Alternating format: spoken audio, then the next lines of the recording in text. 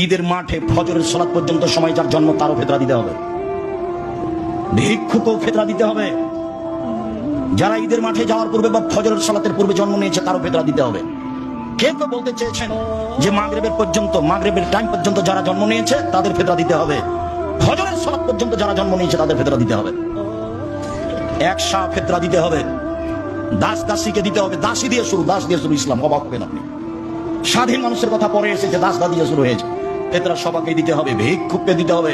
ভিক্ষা করে নিয়েছে ফিতরা সাজাবে, নইলে মানুষের কাছ থেকে সাহায্য নিয়ে ফিতরা সাজাবে, ফিতরা দিতেই হবে। আল্লাহ নবী বলেছেন ফিতরা ফকির মিসকিনকে দিয়ে দাও। আমাদের দেশে মাদ্রাসাতে নিচ্ছে, আমি সরাসরি না বলতে পারি না, তবে পছন্দনীয় হলো ফকির মিসকিন। ফকির মিসকিন ফিতরা দিবেন কাকে? ফকির মিসকিনকে দিবেন।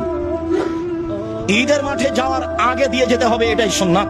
এটা বলেছি একদিন আগে বা 2 দিন আগে দেওয়া যায়। আব্দুল্লাহ ইবনে উমর থেকে 15 রমজানের তো প্রশ্নই আসে না, 20 রমজানের তো প্রশ্নই আসে না, 27 রমজানে ফিতরা বের করার তো কোনো প্রশ্নই আসে না।